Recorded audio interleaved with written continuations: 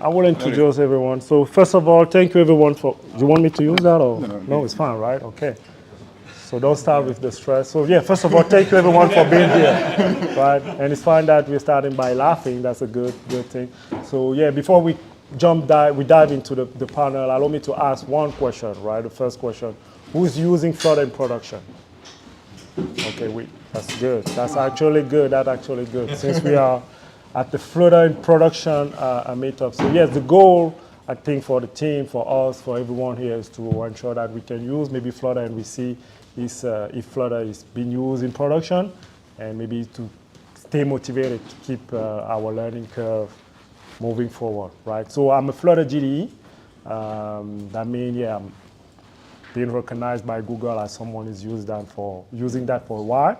And we do have, I would say, beautiful team here that will share their experience with Flutter.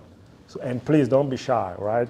It's not just a Q&A session. The goal for us today is to also just interact, right? I don't want people to be shy. It's like we're waiting maybe the end to ask the question. We will discuss, we will interact all together here, but feel free if you have anything coming to your mind, depending on the time, of course, we just have an hour, and we will bring you maybe on stage or give you the mic so you can ask your question. Okay, so we do have here Mr. Jean-Philippe, and also one of the, I would say, hosts in the sense that you're working for Inventive, if I'm not mistaken, and please feel free to correct me. That's correct. Mobile practice leader. Yes, that's exact. Want to say something maybe about your background so people here know you a little bit more? Yeah, so I've been doing mobile development for about 10 years at Inventive. So recently we started doing Flutters like a few years ago. So yeah, it's been great so far, and we are exploring things, doing a bunch of research and projects. So it's pretty nice. And thank you again for these facilities. And then we have Mr. from Secal Medical, Alexander Pawinski. I call him Mr. Engineering Manager there.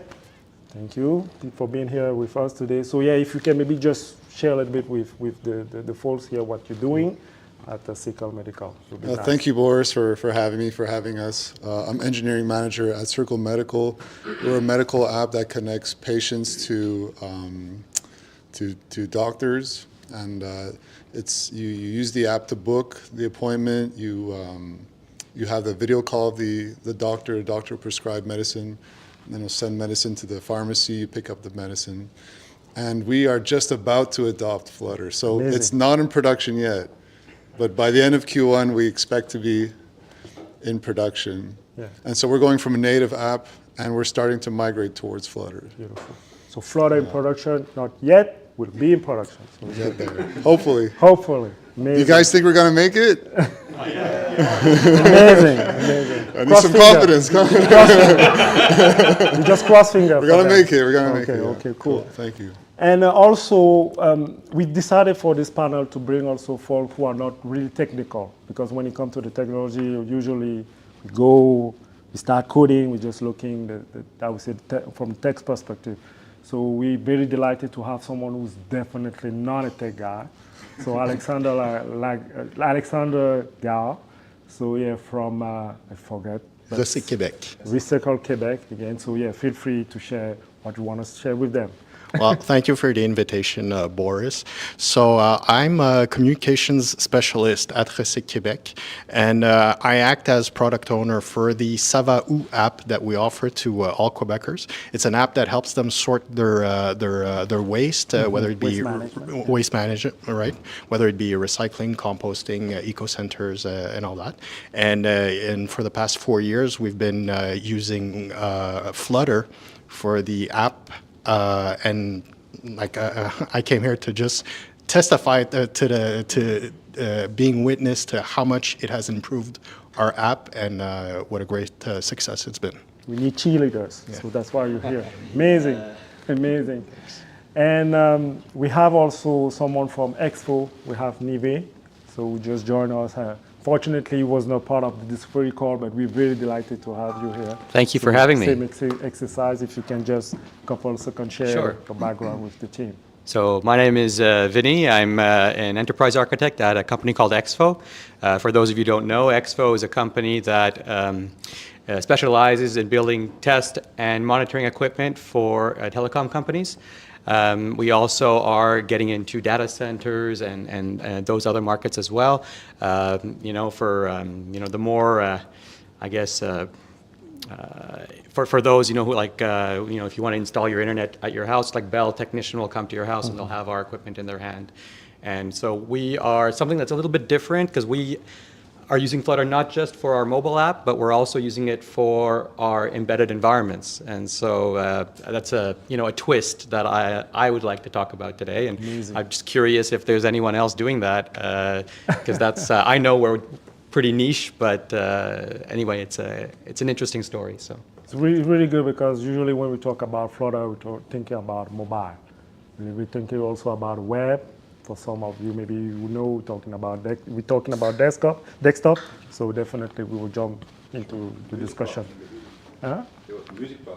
Exactly. So, exactly. Great example of that. And last but not least, Louis Mathurin is an agency owner. I want to say, even if he doesn't like me saying that, he's a businessman too. He's a Flutter developer, so he's wearing a lot of hats. And also someone who's managing an app who serves thousands of users. A little bit of experience with the platform going underneath, doing some contribution to the community. Yeah. So yeah, share maybe with them. So my name is Louis Mathurin. Like I said, I'm the owner of Yao. We helped Recyc Québec put their app in production like 4 years ago. So it's not a new app, right? It's in production since a lot of time. But what I'm here today is for a re-event. Okay, we are hosting the app for Salon de l'Auto de Montréal, the Montreal Auto Show. It's an event platform to help customers having a great experience in their shows, and we are using, guess what, Flutter, right, for the mobile app and the web as well to manage the app, which is super cool. And you will see today you will have wonderful panelists that will share their experience.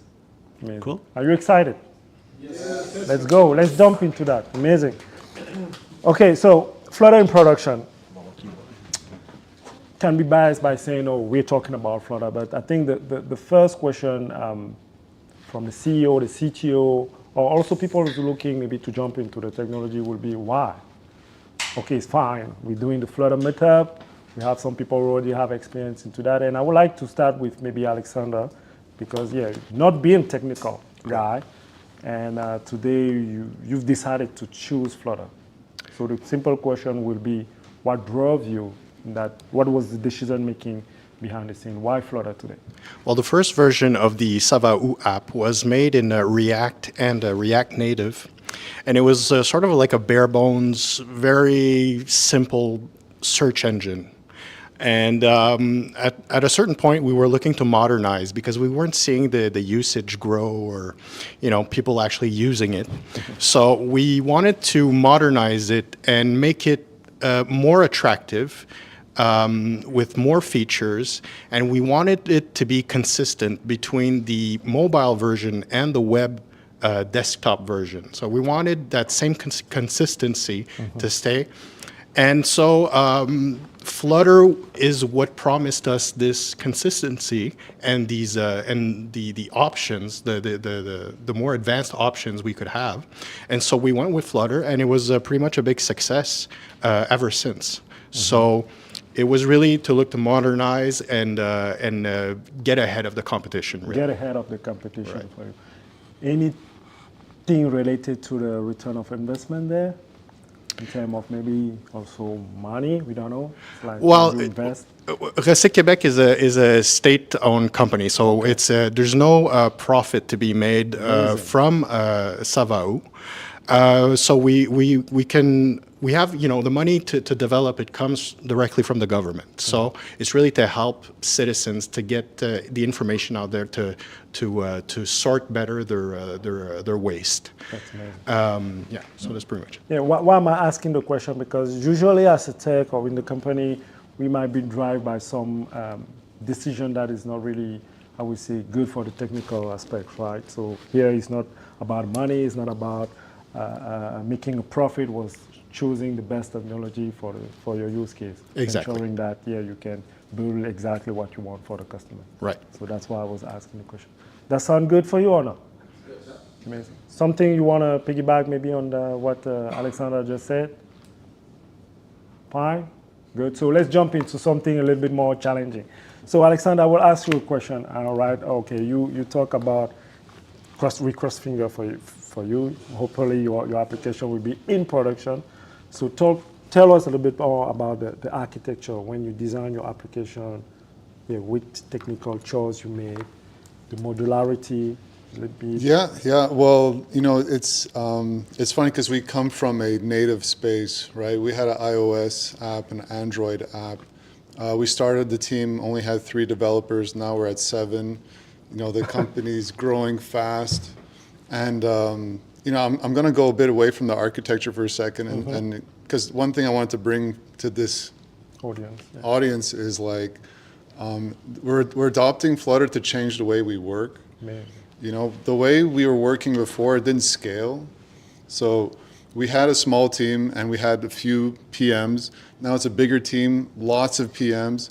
And what do PMs want to do? They always want to prioritize their own work, right?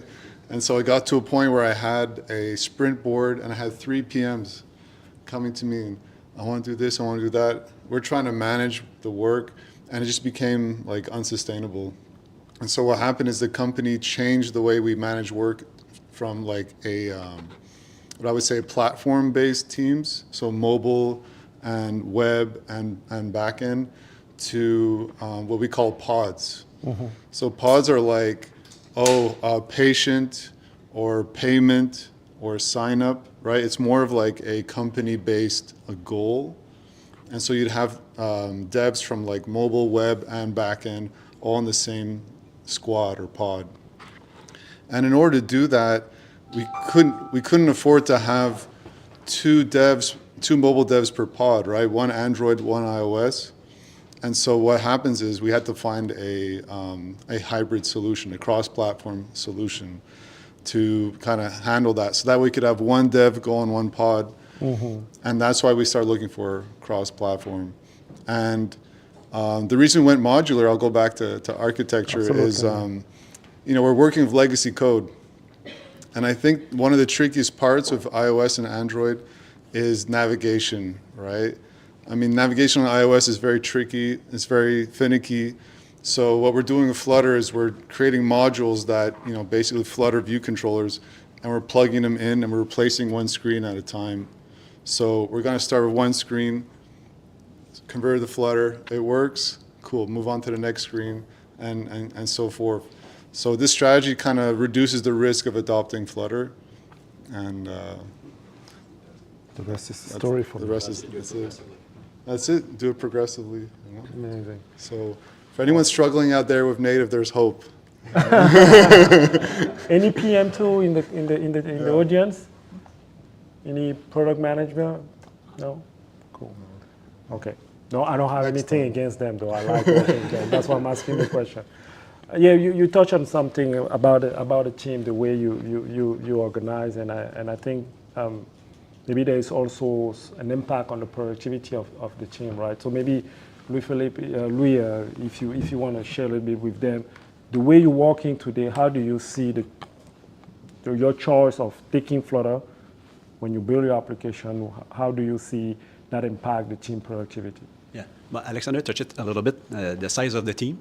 Yeah. For sure, okay, because since we can use the same technology for our backend, which is the web, and the front end, which is the mobile app, reduce the size of the team for sure.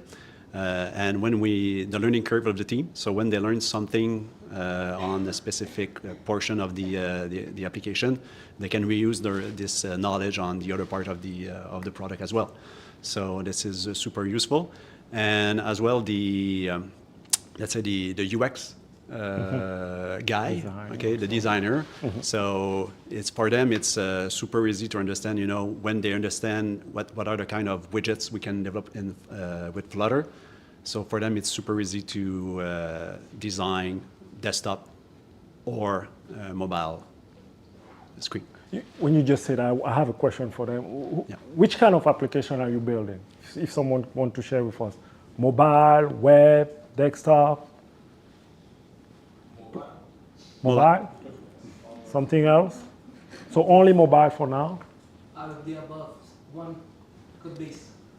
One code base. One code base. Okay.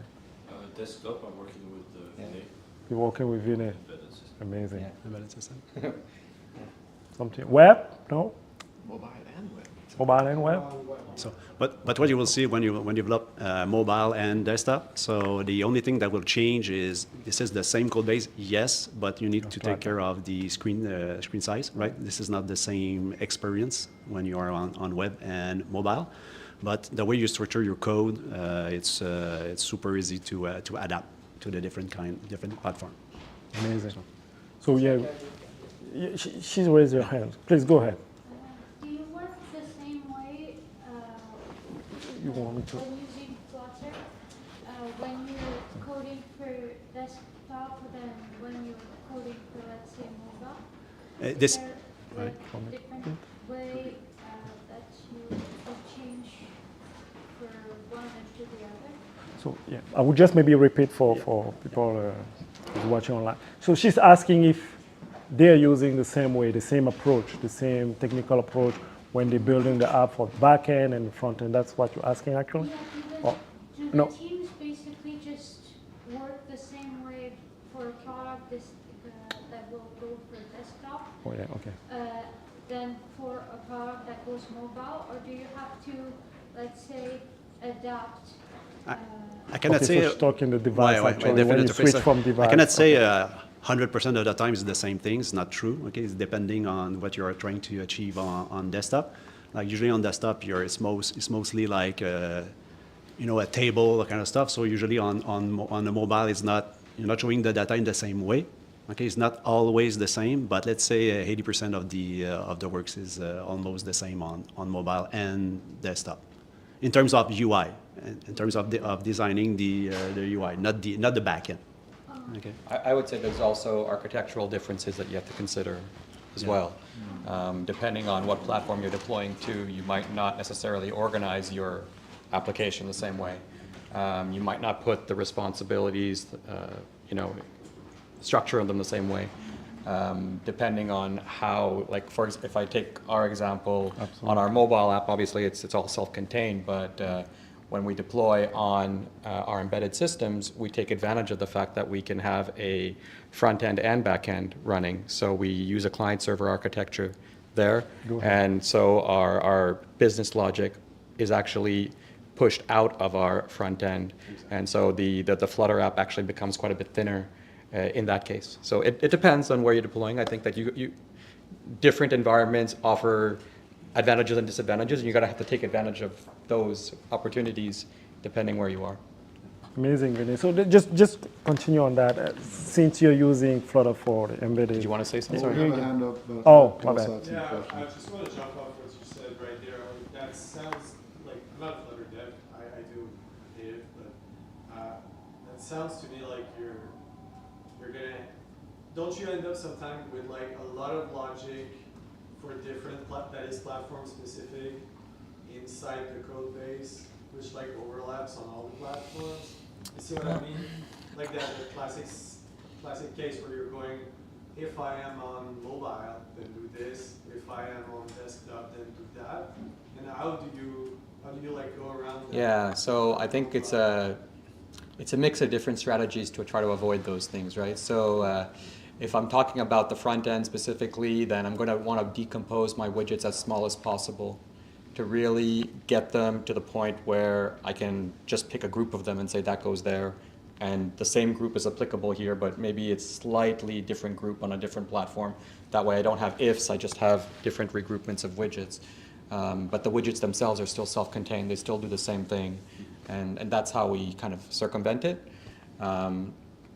But then the other thing we do is we create abstraction layers for how we communicate with our back-end services, right? So, on a mobile app, maybe I'm going to be calling cloud services directly. So I have an abstraction layer that you know, like a repository or whatever that allows me to do that. And then on the embedded system, well, that repository, instead of calling cloud, is calling our backend directly, which is running in a separate process on the device itself. So, you know, like we create that's how we kind of isolate the problem and get around it. Good? Do you want to add something? Yeah, I mean, I may be repeating a bit, but you know, for us, you know, Go ahead. you know, for us, it was really easy to kind of sell the Android iOS combined technique. You know, I think it's a no-brainer. You get one dev, goes on the pod, does everything. Now, there's always that, you know, that pull from like leadership that, oh, well, maybe we can reuse this for web. You know. Oh yeah. And I'm sure everyone's felt that. Absolutely. You know, and you know, I come from an iOS background. I was originally a Flutter skeptic. You know, I'm not afraid to admit it. You know, it actually took 2 years to convince me to switch? to start. Okay. You know, but eventually I just lost. I lost The battle. the battle. You know, go ahead, Ali. One question, since you're using Swift more, do you split the design system for the Swift UI and the like material design, Cupertino? Yes. Or you use the same design? Well, we have one design system, and then all the support has been there so far. You know, the big one is the toggles. You know, toggles look different on Android and iOS, but I think that problem is solved already. So it's not a big problem. But I want to come back to the web thing. Is like leadership is I can feel the creep. You know. You know, oh, but maybe we could do the web too. And you know, I'm risk averse. You know, I say, look, we'll do one module at a time. Let's get 3 modules done. Then we could talk about wrapping everything in Flutter, and then do that. And then maybe we'll go to web. And my concern is like, I'm worried about the design part of it. Mm-hmm. You know, how do you design for iOS, Android, web mobile, and web desktop? It sounds almost too good to be true, you know. Because you can never think of them all at the same time. Yeah. Right? It's first of all, it's very rare that you're working on all of them at the same time. Yeah. So you end up focusing your attention on one platform or one specific touch point for a given delivery. And then you have to rework it a little bit to adjust to the next. And you're going to do the same thing for the next. So you can't think of it all up front. It's too abstract. It's too. Well, you know, could you, let's say, design a module that, because we have a web app, you know, that's being developed in tandem. Oh, so in that case, yeah, because you've got the requirements for both, so you can think about it in that case at the same time. Yeah. But I mean, in my experience, it really depends on if you've got teams actively progressing on both of those platforms or not. And you know, this is a Flutter, you know, place. I know there's a bias, so I gotta. So yeah, let's maybe come back to Jean-Philippe, because maybe we'll have something to say. Cool. That. Well, could you share some technical decision in terms of architecture you decided to take with your application today? Sure. That could help, I think. Yeah, I mean, when we touched a bit on it, because you know, creating abstraction layers to communicate with backend is something that we've done. Layers, right? Yes, layers. absolutely. It's always layers, right? So having sources of truth, like based on a layer, like data sources, whether it's like an API connection or like a database, local file, or even like API calls, like native API calls, like getting the Bluetooth connection on iOS is going to be different than Android. So creating those abstraction layers is always like a first step that's really critical, and having it in a abstraction makes it so that you can mock it, create tests. That's also super important, right? Yeah. So yeah, I mean, layers is the way. That's no doubt. So data sources, having your business logic in a middle layer, right? Mm-hmm. So combining those sources, no matter the implementation, it's abstract, so it works.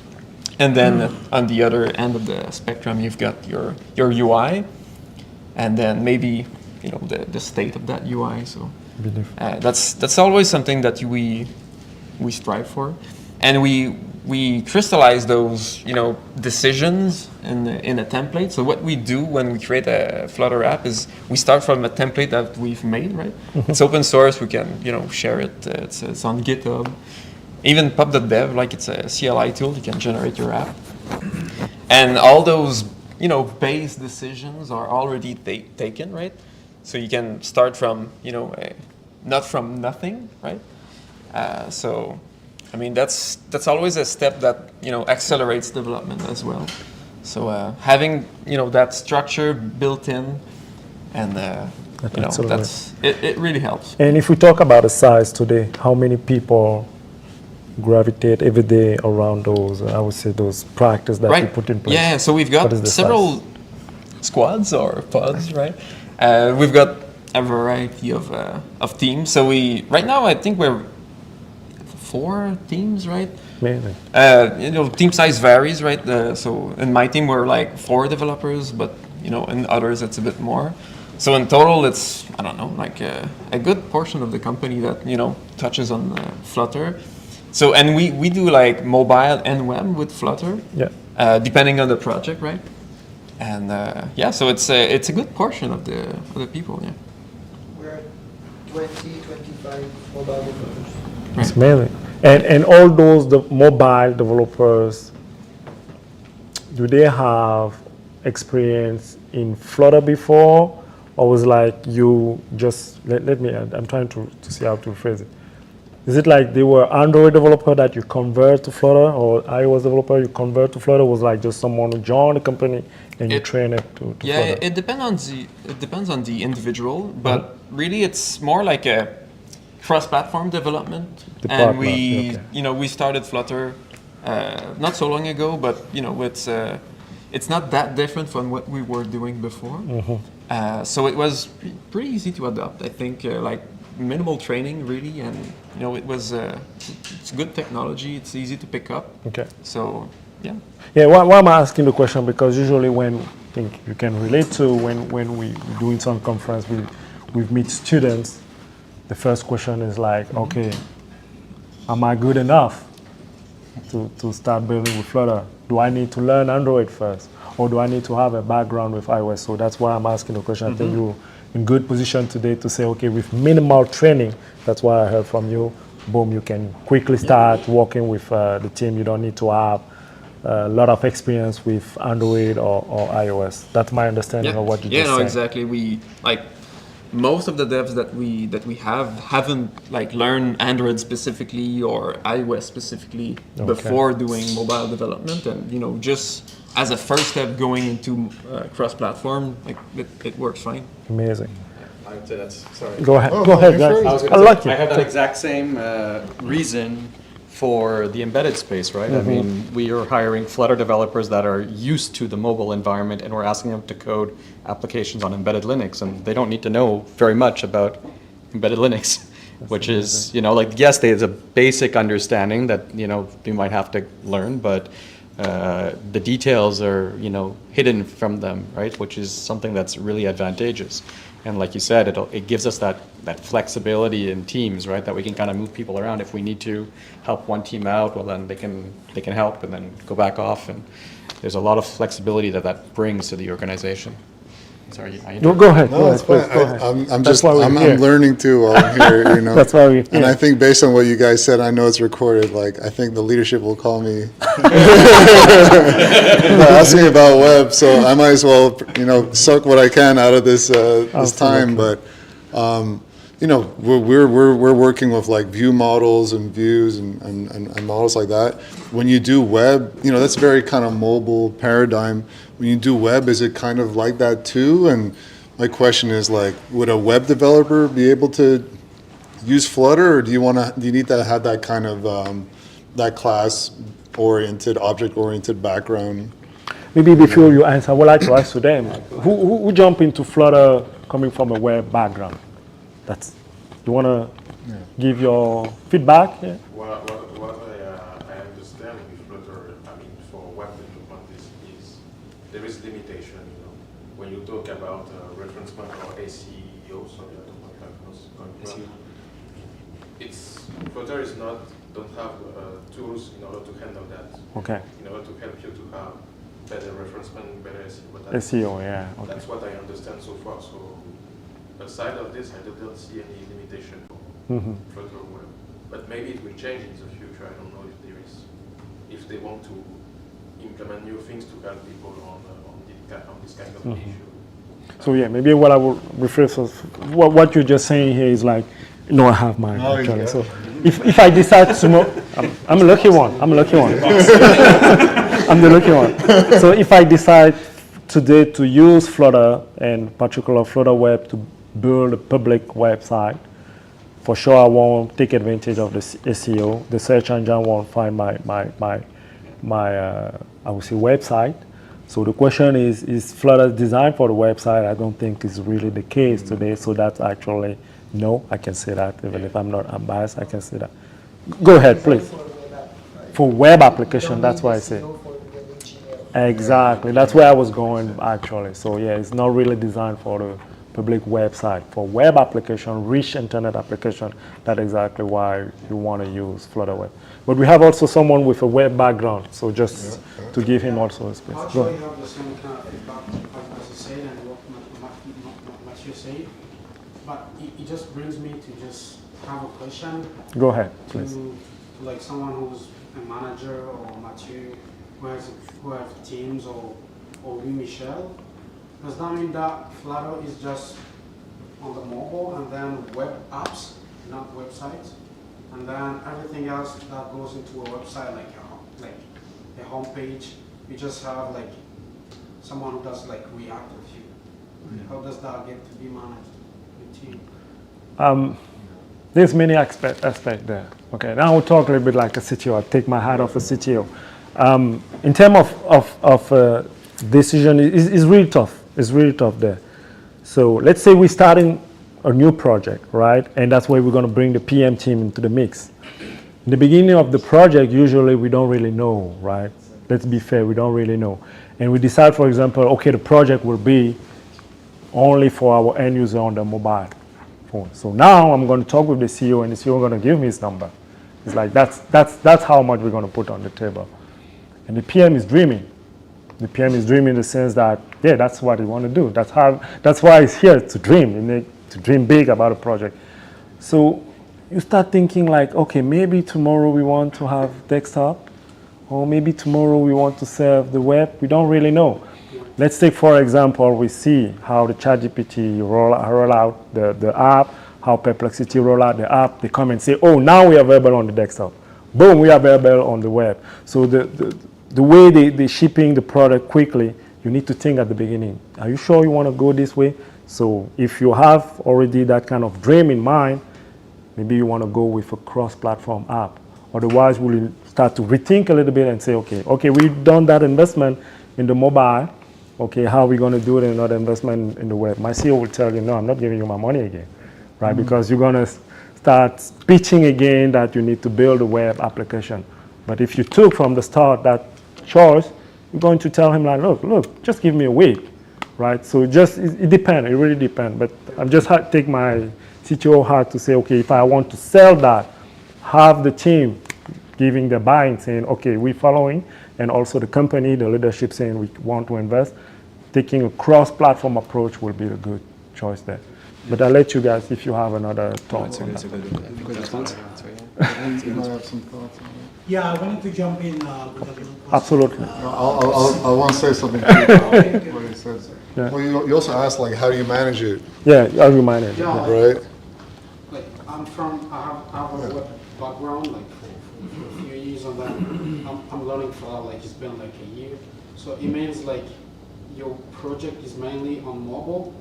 So you have like guys or girls on Flutter. Does that mean that you for that project to be on the web, you just have someone who does like Vue or React? Yeah. Well, it gets to be really separate. Yeah, I can definitely, like, that's a problem we had, right? So we started on mobile, right? And then they realized that to acquire patients, to grow, it's best to go web first, because then you get a patient to try it out on the web. Okay, they get a taste. They don't have to download the app. you know? They like it. Okay, now download the app. Okay, cool. So now web becomes we call it the acquisition engine, and mobile is a retention engine, right? And so the way we did that is we started with what we call the growth team. A couple actually, there's one web developer, and this guy is crazy. All right. In a good way, or in a good way? I mean, in many ways. Like one way is he's one of those what do you call them? The digital nomads. He keeps traveling. I mean, it's crazy. But what he did is he started with no-code tools. You know, I'm sure you've heard of Xano, right? There was a front-end tool. I forget what it's called. I'm not a web guy, but started with no-code and basically took the best parts of the mobile app. You know, the critical parts you need to create an account, book an appointment, and put it on web. And then they put SEO on that so that people come to that website, and boom, we start acquiring patients. And now that that's getting bigger, now it's slowly going to become the same parity with the mobile app. So a whole second stack, right? So how do you manage that, right? You have two completely different stacks. Well, that's when the pods come in, you know? Because then it's like, well, how do you split a designer between all that? You know, it's tough. So you have is per functionality, you'll have a pod with a designer, a web dev, a backend, a mobile, and you repeat, rinse and repeat. And then you'll have maybe 5 pods, and then every quarter you repeat. You say, okay, this isn't the priority anymore. We take these people, put them on a different priority, and go back and forth. But it gets to a point where you need to plan together. You know, at the beginning it starts separate, but sooner or later, they make a change on web, it bugs, it creates a bug on mobile. You know, yeah. You need to adapt. So you need to adapt. So that's tricky. You know, that's a beautiful problem. And if you have that problem, that's a good problem to have. That means your business is doing good. Amazing. This is one of the problems we resolve at Recyc Québec with Alexandre. We didn't have the money, right, to spend to 2 different teams, right? So that's why we developed Flutter, everything in Flutter, and all the design are done on mobile and desktop at the same time. Okay, this is the same functionality. So when we released a couple of months ago the game, so on the so when we released the game on the mobile app, it was working as well on desktop. Okay, we need to arrange some of the component of the UI, but it was working on web. So what you need to take in consideration when you're working on web is the performance of your app, because you don't have the same, I don't want to be too technical, but you don't have the same number of threads available behind the scene to work on your app. So you need to take extra care of the rendering part to make sure it's the performance is there. But otherwise than that, everything is working most of the time smoothly. Yeah. Okay. You need to be careful about what the browser can support. Actually. Exactly. Like when you work, you're always thinking about your mobile phone, your desk, maybe I would say your CPU, your computer, but then you need to think about the browser, what the browser can support. Browser limitation. Amazing. So, you have a question? Oh, yeah. It's more for Alexander. So you were saying that at the beginning, like you have like separate development mobile teams. Like you have iOS developers, like Android developers, and then at some point you decided to go cross-platform and you chose Flutter.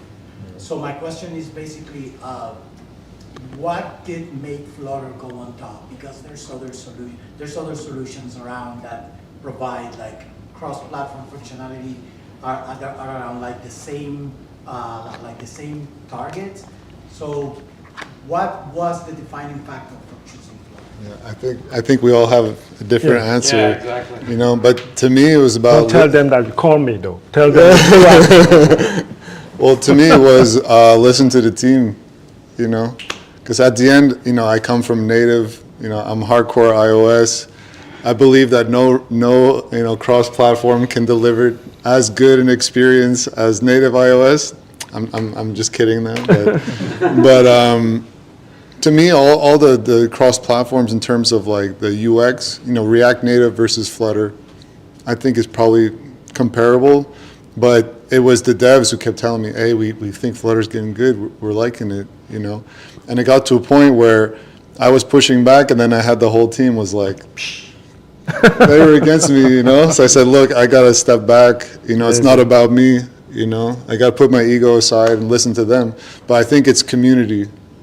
I think at the end of the day, it's community because it makes it, it's also having fun, you know? I think it's a dev experience.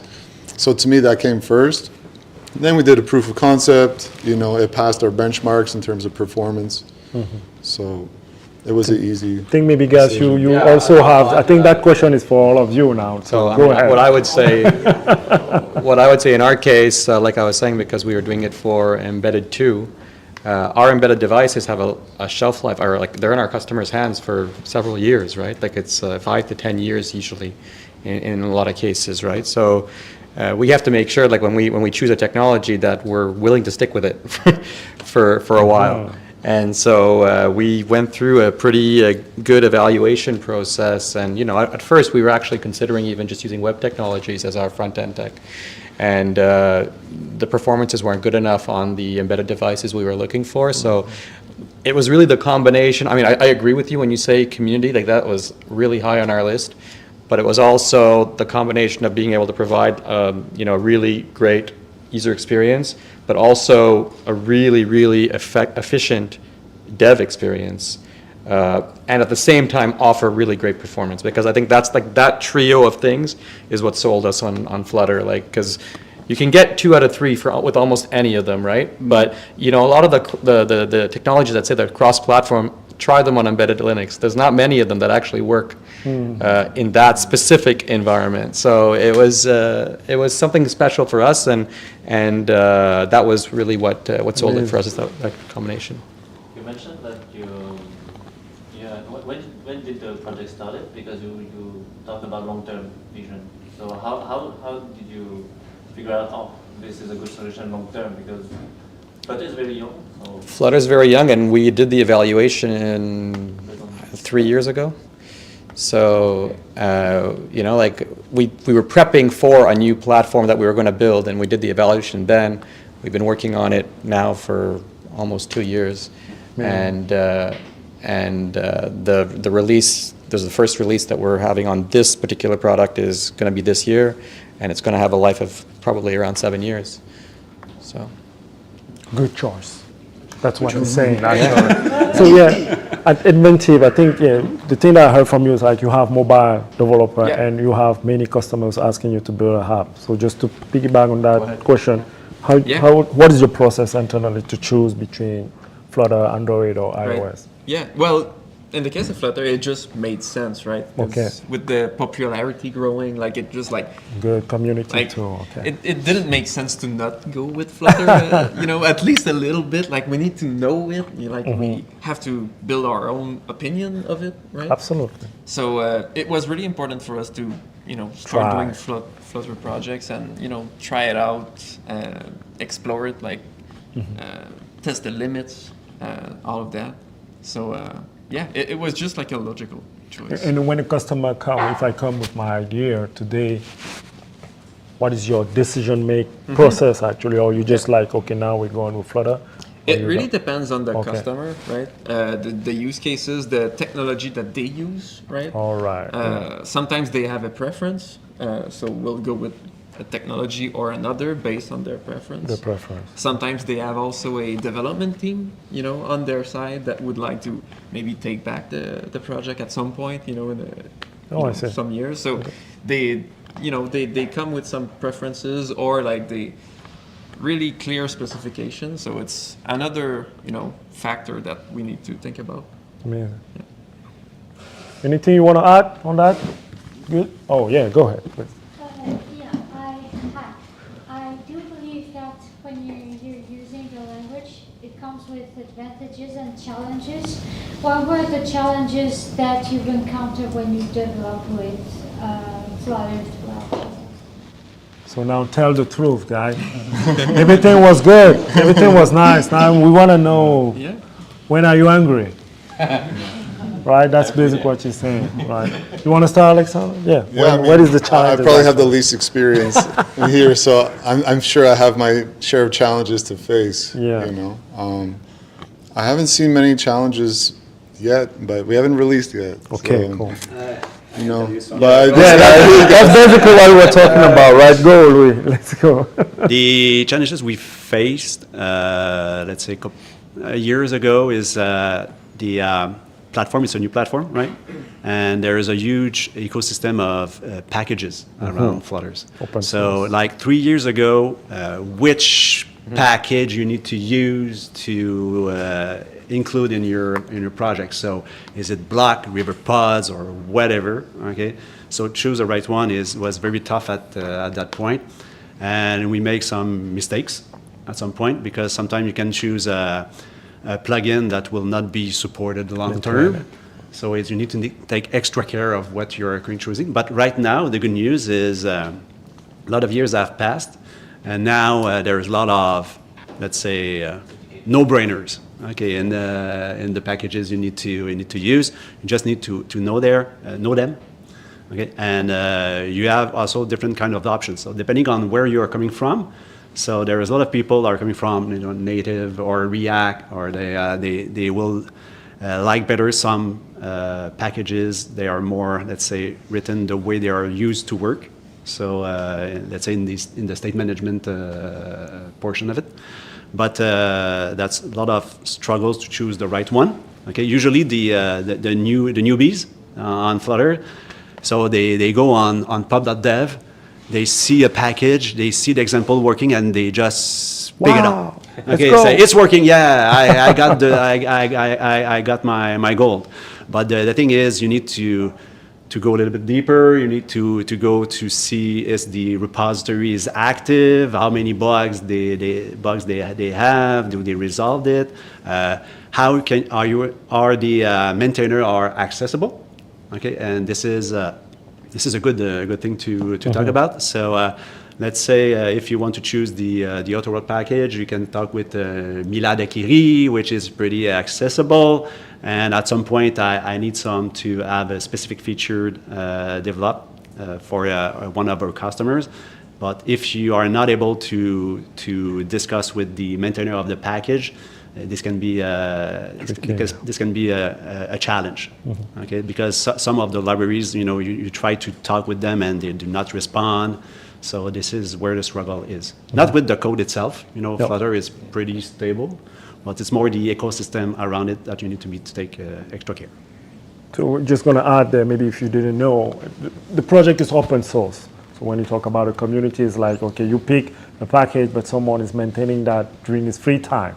So if it doesn't, it's actually sometimes also, if you pick my package and I'm going on holiday, I can add more code. So that's sometimes the challenge. But because they're open source, that means. Well, because you mint. Absolutely, that's what we want. That's what we want. That's also the beauty. That's also the beauty of that. Yeah. Well, I got a question about that. Is I find Apple has a way. And I think you know what I'm talking about.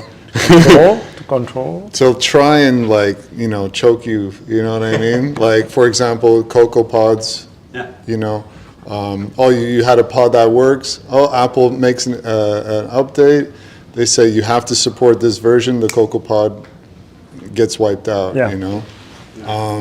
So I'm always worried about that risk. I've gotten burned by that maybe once or twice in the past, I saw that you're looking to, the Flutter's looking to support Swift Package Manager. I think that's an example of being forward thinking, kind of like defensive around that. But in general, I think about AI and how everything's changing really quick, new functionalities. So there's also a risk that Flutter can't keep up, Do you consider that, and what do you think? I'm putting you on the hot seat. Maybe there's something. Go ahead. There's no, on the pub.dev, okay, there's no way they can enforce you to support that kind of stuff. They can deprecate your plugin, so you need to look at it. They try to not to force you, but to convince you to support the latest version of Flutter, but it's up to the maintainer to decide if they want to maintain it off. That's why I'm saying you need to look as a developer when you choose a package just to make sure the maintainer will maintain it. It's and in the open source industry, a lot of companies are not are using the open source stuff but not contributing to them, either by code or by money.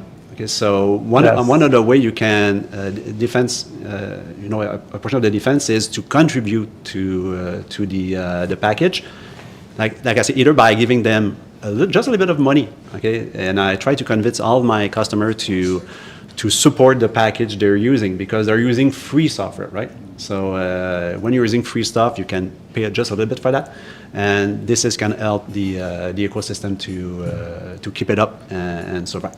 It's a mindset, actually. Yeah. Being an open source contributor is a asset. mindset. Yeah. You need to I think change that's a bit true there, of yeah. just general open source practices, right? What you're saying, it's Mindset. not just for Flutter, it's Yeah. for any package in any language. You want to Yes. make sure that you can, to a certain extent, trust and rely on the community to continue to maintain that going forward, right? Whether it's be the contributor or if it's just the power of the strength of the community around that particular package. In both cases, it can really help. Yeah. I was going to add something in terms of hardships. I don't remember who asked the question, but just go ahead, please go ahead. Yeah. So in our case, like you were talking about the packages, and one of the challenges that we face is that the Flutter community for Linux desktop is actually not that big, right? It's pretty small. So a lot of the packages that are on PubDev, they support Android and iOS, but especially native ones, we have to provide the implementation ourselves in some cases, right? For some of these packages, so we've had to, in some cases, contribute our own, and also, we're limited in which packages that we can use. So there's a little bit of a challenge that we face for that as well, and it's not just with packages, but it's also with Flutter itself. There is some core Flutter features that aren't working perfectly yet on some of those environments, and so we've had to adjust, and we've had to even contribute to Flutter Engine for Linux in order to get certain things working on our environments. So like there's that kind of, I guess you could say, unexpected behavior. If the Flutter community in Linux picks up at some point, maybe we'll have less to do in that space, but right now anyway, it's still a little bit part of our reality. That's why we need more people to join the Flutter and to start contributing. Start writing Flutter apps for Raspberry Pis. Right? So just look at the time here, and we can't have this panel without talking about AI, right? So let's go a little bit on that side. And who's afraid, actually? Let me just ask that question. Who's afraid about everything that is happening with AI out there? None of you? You. That's good. Don't be shy. Afraid. Yeah. Me, I can share. I'm overwhelmed. I'm very excited, very, very excited, but also overwhelmed. Like, where do I go? Where do I look? What's today? What do I have to try? So So my question to you folks, and feel free to share whatever you want to share with them. How do you envision the future of everything you're doing today, your project on the embedded side? Tomorrow we're crossing fingers for you, hoping that you will have something in the market. On Inventive today, how do you using AI, and maybe you too, even being non-technical. So if you can share with them your perspective, your vision, how you see the AI tool, new approach will help you in your day-to-day. Yeah, I think like any major technology, it's going to be disruptive, right? But you have to see it as a tool. Good. You have to see it as something that you can use to your advantage. Learn to use it properly. Invest the time to take, to learn how to use it to your advantage, and you'll gain from that. You'll benefit from that. It'll help you in ways that maybe you weren't able to do yourself, right? In the current state of things, it's a lot of code generation and that kind of stuff. So use it as a, instead of Googling something and figuring out how to patch something together yourself, ask it the question. Get the answer. It's going to save you a lot of hours, right? And then just do that. That's a good way to, use it as almost like a secretary for your coding. That's a good way to use it today. Yes. Absolutely. It's going to change over time, right? And then I think that what we should see is, there's limitations. Yeah. I'm not going to say it's always perfect. Obviously there's limitations there, and obviously check everything it gives you. Yeah. But But I think that over time it's gonna evolve. It's gonna get better, obviously, at certain things. We're gonna still find other things that it's not great at. You know, like as it evolves, we're gonna keep wanting more. That's always the case for any technology. Absolutely. And as our needs grow, we're gonna keep saying, but it still doesn't do that. So we still need someone to work on that little bit. And you know, that's how technologies evolve. That's my opinion anyway of how it's gonna be. I don't know if you I still really want to jump into that. Go ahead. Yeah, let's go, Alex. We're definitely looking into developing some form of tool aided by AI to help people get all the information they need when it comes to waste management. So, you know, a lot of the questions go beyond where does this go in this bin or does this go in that bin. Sometimes they just want to know, you know, what's done with it after, or they have maybe a more of an administrative question. And so through AI, we're looking into how we can build a tool that can go just beyond giving basic information and just going deeper and deeper in depending on you know what the client is asking. Yeah. Louis, go ahead. Like a waste management agent, if you want. Okay, Yes, absolutely. Yes, and they yeah. want to use AI as well to use the image recognition pattern, because right now, today, when you want to decide where I want to put my waste, you need to write everything. So what about, you know, just looking at what you want to dispose, and the AI, you know, try to give you the answer, yeah, which seems easy, but it's not easy, because when you want to dispose, let's say this, how my camera can decide if it's in glass or plastic. Okay, so the agent need to ask you more and more questions. Anyway, so Louis, that's a feature that you will introduce in the app, Yeah. if I'm not mistaken. We're looking at Please let me know. We're when looking that at it. comes. Yeah, Because every not done time I yet. don't know where to It's not put it. My funded daughter yet. is like, perhaps it's not the right one. So when you introduce that, let me know. So I will be. Yeah, able this to is save a the planet. cool stuff. That's beautiful. But just to jump on what you just said, you know, I think the developer need to definitely understand, you know, and use the tool to become eventually a better coder. But as of today, just make sure you have a mentor behind you, just to make sure you understand, you know, what the AI proposed you. Yeah. Don't ever take it for granted. Like, for granted, right? Yeah. Like, it's not perfect. Yeah. And it'll still make mistakes, and you have to still check everything. Like us human, right? We're making mistakes. Yeah, and I'm using it. You know, I'm using it just to code a little bit faster. Okay, so it's sometimes it's really helpful. Sometimes it gets some crazy ideas, but anyway, so it's a cool tool to use. Yeah. So as a Flutter developer, while you're passing the mic, you today, Louis, you believe that the AI, using the AI every day, make you upskill the game? Yeah, Okay. yeah, for sure. Amazing. Yeah, Go yeah. ahead. For productivity, it's definitely up there. There for you, yeah. There are a few things that AI, like coding assistants, are really good at. Like writing tests is like, it's automatic. It's always good, pretty much. So that's like really, really fun. And at Inventive, we're doing a bunch of projects. Like we're integrating AI in, you know, the products that we do, right? But we also have some internal initiatives. Like right now, we're trying like a code review bot.